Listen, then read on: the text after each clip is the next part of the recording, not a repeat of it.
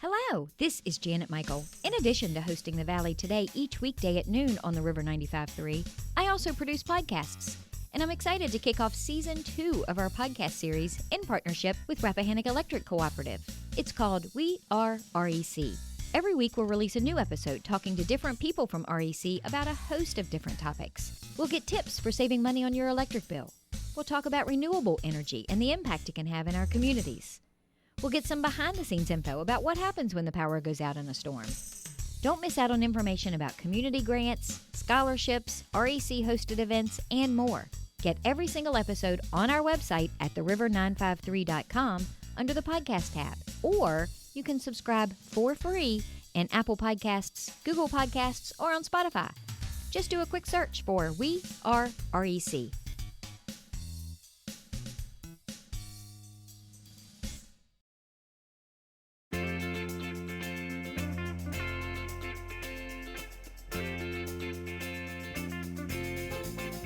Hello and welcome to The Valley Today. I am your host, Janet Michael. It is Public Safety Thursday as you are listening to the show. We, however, have pre-recorded our conversation today, not over Zoom. I left my house today for you, Lieutenant Warren Gosnell. Well, you know, and it should be well worth it, Janet Michael. And I noticed that you are not in uniform. Therefore, you must have taken some time out of your personal time to come and record the radio show for me this week. No, I'm actually on duty today, but not in uniform due to medical reasons. So. Okay, now I'm giving you the evil eye, but we're not even going to. We don't want to get it. That's not this kind of show. I have a couple of kidney stones that are acting up a little bit, so it's a little more comfortable to be in the in regular clothes, the casual uniform. So we are pre-recording today's conversation on a Tuesday afternoon, and guys, one of the things we were chatting about before we turned on the mics is Taco Tuesday. Yeah. Back to school is just around the corner. Yes. We were talking about the fact that as of right now, August 25th, that Frederick County public schools are scheduled to go back into a somewhat normal session September 8th, meaning that in Frederick County on September 8th, which is a Tuesday, the day after Labor Day, there will be school buses on the roadways with children getting on and off and riding those buses. There will be active school zones with yellow lights flashing and speed limits set during those flashing. Both of those instances will have law enforcement present observing and handling any violations. So a quick reminder, because no one has dealt with school locally within the listening area since March. I know. So if something doesn't change on September 8th in Frederick County, we will get back to doing some of the business as we used to. Now, the way I understand it, students and parents had an option to sign up for virtual learning or a hybrid. You go a day or two a week and you virtually learn a couple of days a week. And Frederick County is doing the split. About 70% of students have elected to go to school 2 days a week and virtually learn the other 2 or 3 days. So that means they're doing it every other day for social distancing. Mm-hmm. They've split that 70% into two 35% halves. So the volume of traffic that we should see on any given school day should be a lot less than what we were used to. There might be fewer buses. There might be a few more buses for certain routes because they have to space the children apart. But for the most part, what I want to say is, if you see the bus and you see the red lights, just stop. And if you see the yellow flashing lights for the school zone and you're not sure, well, are they having school or not? If they're flashing, slow down, do that set speed limit, and don't risk it. Because as long as schools are in session and the buses are running, we are going to be trying to ensure to the best of our ability a safe arrival and departure for every student, parent, and faculty member. And we've had lots of conversations about school bus safety over the years on the show. And the one thing that has always stuck with me is what you just said. If you're not sure, just stop. Correct. If you're sitting at a four-way stop and the bus is over here, but you're over here, you're going to make a right turn, but you think the bus is going to make a left turn, it doesn't matter. Just stop and make sure that kids aren't running around anywhere and that no lights are flashing either on the bus or on a sign anywhere nearby. And that's the thing. The bus does not have to pass by you, and you do not have to directly pass in front or beside the bus to be in violation. The Code of Virginia states that when a bus comes to a stop to load or unload children and has the proper equipment activated, flashing red lights, the extended stop bar, stop sign, any vehicle within the radius of that bus will come to a stop and remain stopped until the bus is put back into motion. So even if you have any doubts, you stop, you stay stopped until the bus leaves. Now you can go.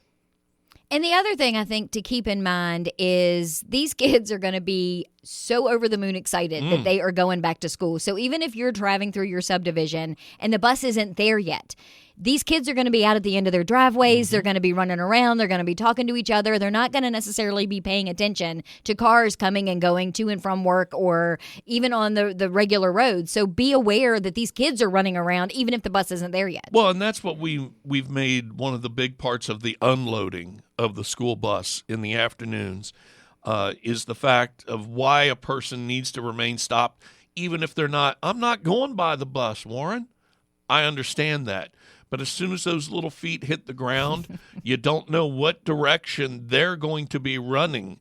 And while you're looking at the bus, you may not see the little one coming across in front of you because they just dropped that finger painting that they worked so hard on, and it's blowing in the wind right across your path as you're like, well, I'm not going by the bus, so I'm going to go ahead and make my right turn, and we have a tragedy.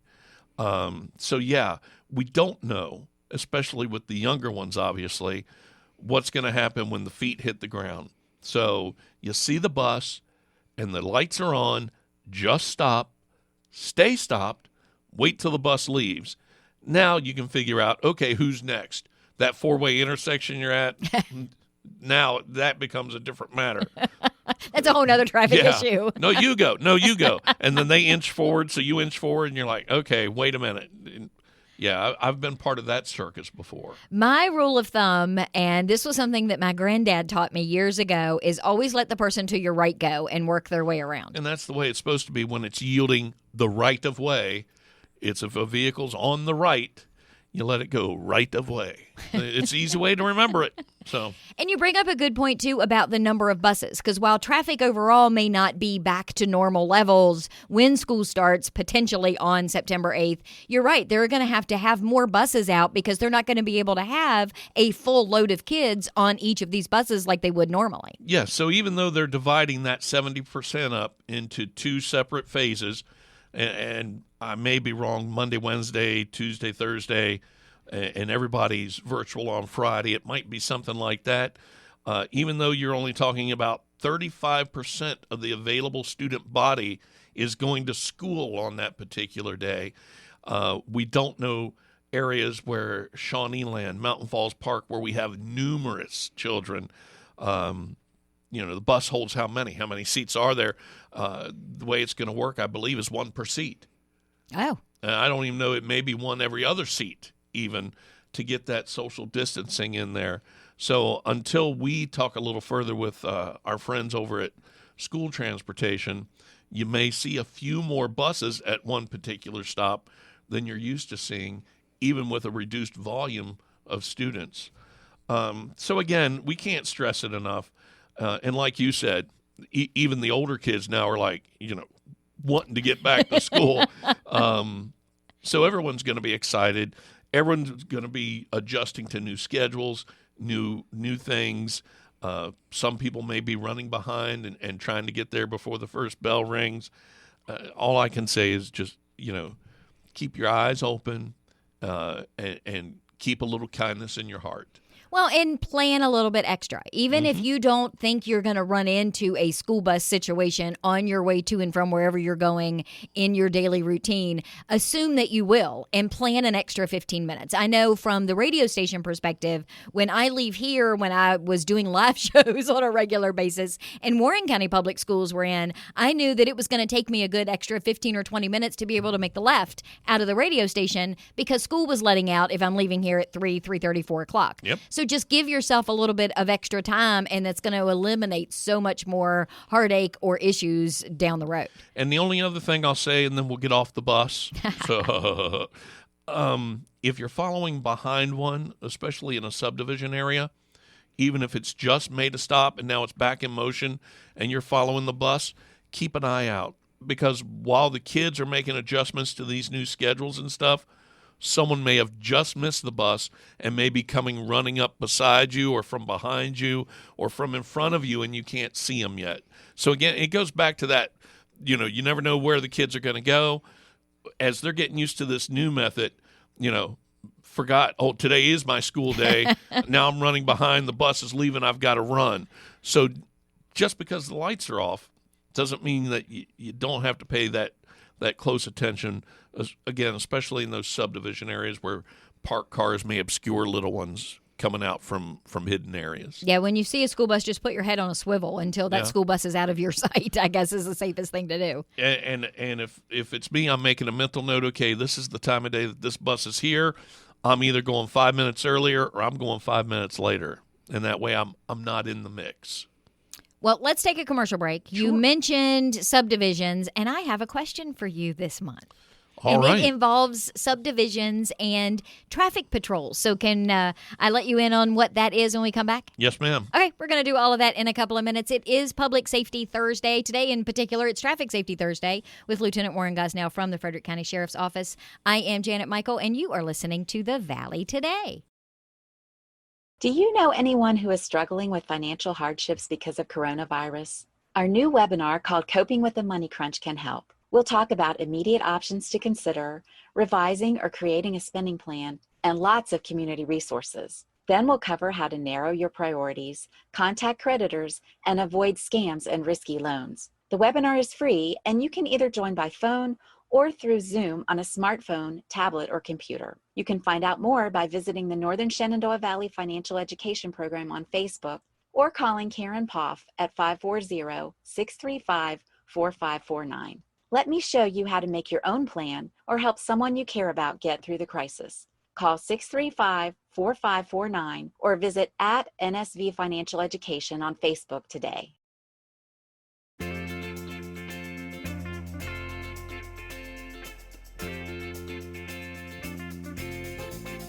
Welcome back to The Valley Today. I am your host, Janet Michael. It is Public Safety Thursday with Lieutenant Warren Gosnell from the Frederick County Sheriff's Office. You are listening to this, obviously, on a Thursday. We, however, have pre-recorded it on a Tuesday afternoon at the station, which is probably why the sound and the audio quality is so much better than it normally is when I'm recording these shows over Zoom. Well, I have another reason why it probably sounds better, but we'll just keep that to myself. I got on shoes, I got on pants. I'm not wearing my pajamas today. The first time I've recorded a radio show not in my pajamas in quite some time. So thank you for at least getting me out of the house for a little while. You're welcome. I'd hate to think about you at home on your hands and knees scrubbing the kitchen floor while you're doing your recording of the show and multitasking and got to get out every once in a while. Where are you getting your coffee? Yeah, well, I'm making it at home. You clearly don't follow me on Twitter, or you would have seen that we did manage to get out to Costco over the weekend because Costco had their Folgers coffee on a coupon. So the giant tubs of Folgers, you're allowed 5 of them on the coupon. So I went through the line and got my 5, and then Tim went right behind me and got his 5. So now I have 10. Each one of them will do 400 cups. So I now have 10 of those containers. I'm good probably till mid to late September. Mm-hmm. And I'm hoping that in the September run of the Costco coupons, they put the Maxwell House on sale, and then I'll be good through the winter. So there is no brand loyalty. It's just whatever's on sale. I am that kind of an addict. I have I couldn't tell you the last time I gone to Starbucks either. So there you go. I might go today, though, because you made me come out of the house. There you go. I've accomplished something. So here's my question for you. We were talking in the last segment about school bus safety, and you mentioned subdivisions. In Frederick County, are there places where the Frederick County Sheriff's Office cannot patrol? Are there subdivisions? And I'll use Lake Frederick as an example because it's the one that comes to mind. Scott reminded me of Lake Frederick earlier today. Are you guys allowed as deputies to just meander through Lake Frederick or Shawnee Land or Mountain Falls Park on a patrol? Meander? Well, on a patrol. You're not really zooming around looking for somebody. If you're on patrol, you're not meandering, though. You're supposed to be looking. You're supposed to be alert. I mean, you may be casually patrolling, but patrol means in and of itself that you are being observant. Your question, a couple of different points here.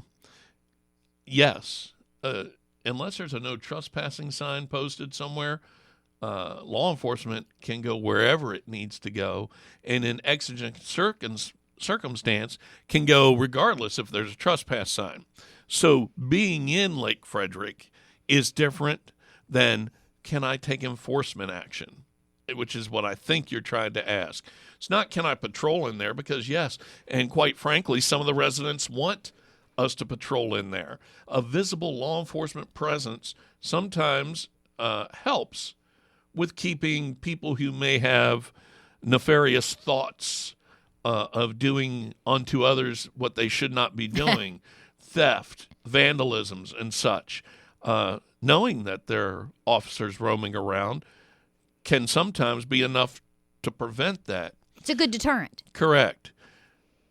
Lake Holiday, Shawnee Land, Mountain Falls Park, those are all three large communities within Frederick County. All three of them have a network of private roadways.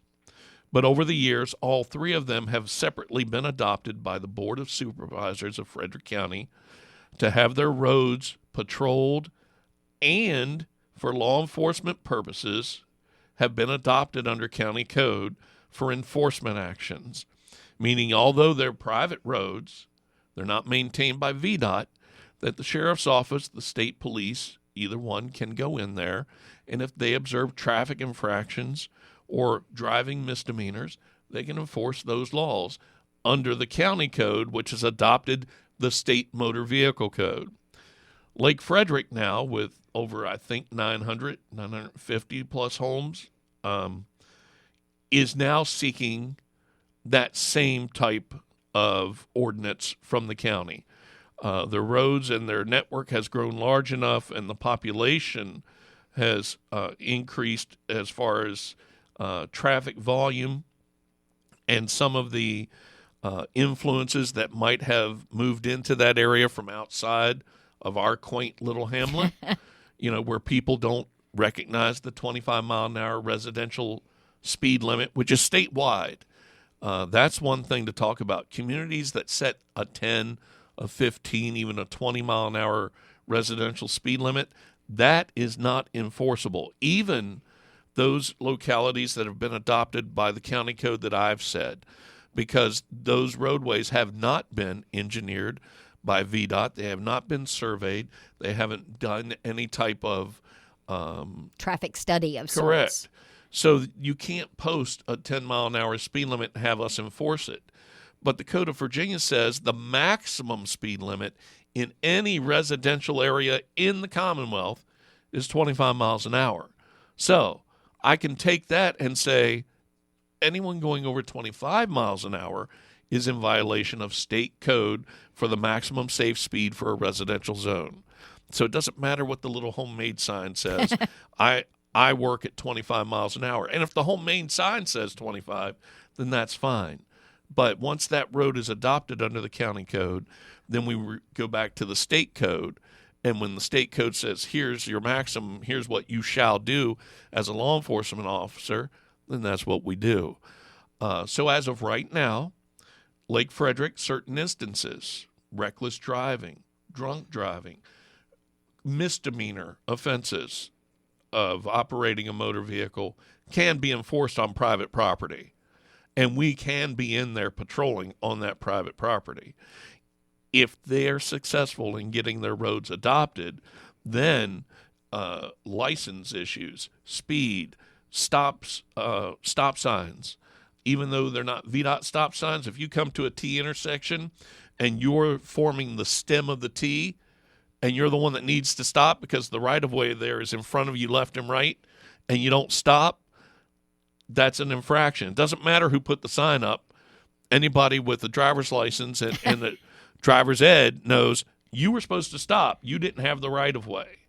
So that's what would happen if this goes through. And is that a fairly common ordinance across? I mean, I know you can't really speak to what's across the Commonwealth, but I mean, it sounds like that's something that would be pretty common that a lot of these larger subdivisions like Shawneeland and Lake Holiday and these other places would want to do because they want to know that they're safe. Well, you take Frederick County. We're 427 square miles. We're almost 90,000 residents now. And we're going to have 4 such communities. So take someone like a Loudoun County and imagine some of the larger scale communities they have. Now, the difference could be some of those communities may hire their own security and have a state ordinance adopted where they enforce. But I'm sure we're not the only county to do it in Frederick. And I can tell you, from the aspect of the fact that I'm the guy, for the most part, other than Sheriff Milholland, who also gets the calls. When Sheriff says, hey, here's my number, use it if you need, he means it. People call him. And I can tell you, we're not in an election year now. I can tell you the man will ring my phone and say, hey, can you check this for me? And it's because a citizen called. It doesn't have to be that there was some kind of tragic incident to get his attention. This is just someone that calls and says, hey, Lenny, I got this problem. Cars seem to be blowing by my house left and right. He's going to call me. I, in turn, am either going to go out there if I'm available or I'm going to hand it down to one of my guys, and we're going to go out there and check. It's not just during the every 3.5-year cycle the way some people want to make you believe. The man says his door is open, it's open. And I can tell you, I've been his traffic lieutenant since he took over day one. I've been in traffic now 18 years. Wow. And so I kind of know what I'm talking about as far as Virginia code and how we approach things. And one of my predictions when he first came into office was, Sheriff, you're going to find that with the way the county's growing, traffic is going to be one of your top 3 ongoing, all the time complaints, and at times it's going to be number 1. And I think we've seen that come to pass because the thing I talk to about with classes I teach, I ask people, how many of you have gone out here and robbed somebody recently? How many of you gone out here and vandalized another person's property? How many of you gone out here and shoplifted? And most people, I've only seen one hand once, but most people don't raise their hand when I say, how many of you are out here driving on the highway on a daily basis? And all the hands go up. And it's because my point being, what's your best chance of encountering law enforcement? If you're not doing any of those other things, it's behind the wheel of a vehicle. And with the number of vehicles we have now, the commuters that pass through our area, so add on the folks from West Virginia out 50 West that are just passing through Frederick County, Winchester to get to Northern Virginia. Put the interstate, people that are traveling north and south to get through from anywhere, Georgia, Florida, New York, Maine, Massachusetts, up and down the coast. And then add our regular residents in. And you can see that the volume of traffic in our area has grown and continues to grow. And so everyone is trying to get somewhere, obviously, but some people are in more of a hurry than others. And while there may be some people that say, yeah, but y'all know you're just trying to make numbers. You're just trying to make money for your organization or for the government, or you're trying to be Big Brother telling me I have to wear my seatbelt. I can't use my cell phone. I can't have a radar detector. Now I can't smoke in the car if I have kids under 15. That's Big Brother stuff. No, we're trying to make it safe for everybody. You're just getting money on all those tickets that you're writing. You're getting kickbacks. I wouldn't have to be here. You know, if that were true, I'd already be retired, Janet. Okay? And I only say that because I know that particular issue gets you wound up beyond belief. It does. I can honestly say, that it didn't take long, but once I got into this profession, I realized that there are some who they wear the uniform with pride, and they do the right thing, but they have a little bit of that chip on their shoulder, a little bit of that power, that shiny gold star. They really like that. And that's unfortunate, because what we should be doing is trying to get that message across that I don't want to come to your house and knock on the door and tell you that a loved one isn't coming home, and I've had to do it. And once you do that, and once you've done it multiple times, when people want to try to make what you're out here attempting to do, they try to take that and twist it. Yeah, I take it personal, because it's like I've had to pick people up off the ground after giving them the news. I've held their hand. I've held them, because there's no other family there at the moment. And I was the last one to see their loved one.